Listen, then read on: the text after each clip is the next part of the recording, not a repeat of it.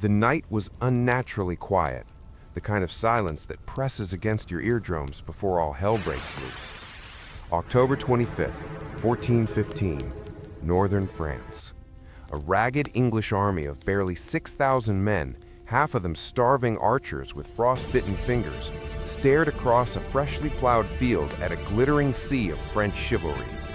30,000 knights, men-at-arms, and nobles in mirror-bright plate armor waited on the far side at Agincourt, certain that dawn would bring the quickest massacre in 100 years. They were wrong. King Henry V of England had marched his army into a trap. After a brutal 8-week campaign, dysentery had shredded his ranks. His supply ships were gone, his men were eating roots, and the French had finally cornered him between two woods on a narrow, muddy strip of land no wider than a modern football field. Retreat was impossible. Surrender meant ransom for the nobles and death for the commoners.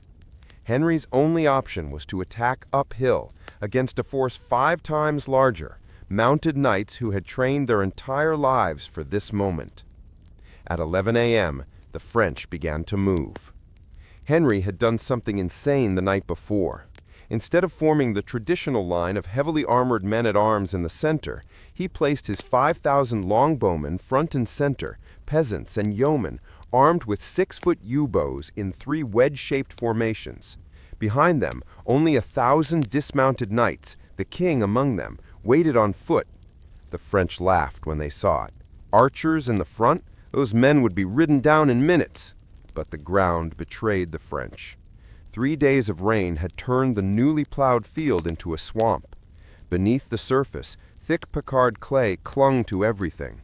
The French advanced in 3 massive lines, the first wave packed so tightly that many knights couldn't even lower their visors or draw their swords. Their war horses, bred for tournaments, sank to their fetlocks, then their knees. That was when Henry gave the order no one expected. Loose! 5,000 arrows left the strings at once. The sound was a ripping canvas, a storm of steel-tipped ash shafts that darkened the sky.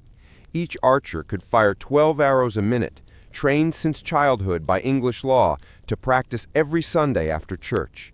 In the first 10 seconds, nearly 1,000 arrows hit the front line. Horses screamed, riders toppled. The second rank crashed into the first, pushing men deeper into the mud. Plate armor, designed to stop lances, was useless against bodkin points fired at point-blank range from elevated ground. Arrows punched through visors, found armpits, pierced throats. The French vanguard disintegrated in under 5 minutes. But the second line kept coming, pushed forward by pride and the sheer press of bodies behind them. More horses foundered, men slipped and were trampled by their own side. The field became a slaughter pen. Henry watched from the second line, helmet under his arm, mud to his waist. He had gambled everything on one throw, that the longbow could break the myth of the invincible French knight. And it was working. Then the impossible happened. The French third line, the rear guard of fresh nobles, saw the carnage and hesitated. Some turned their horses, others simply stopped. In the chaos, local peasants and camp followers who had been looting the English baggage train suddenly attacked the French from behind with knives and billhooks. The nobles, thinking a fresh English army had arrived, panicked. The rout became a stampede. French knights drowned in mud no deeper than their waists, weighed down by 80 pounds of armor. Others were crushed when their own retreating comrades rode them down. English archers, out of arrows, drew mallets and daggers and waded in, smashing visors until the field ran red. By late afternoon, it was over. When the rolls were called, the French had lost between 6,000 and 10,000 men. Dukes, counts, the Constable of France, 3 royal dukes, and over 1,000 knights taken for ransom. The English dead? Fewer than 500. Henry walked the field that evening, in silence. He ordered every French prisoner of rank spared. He needed the ransom money.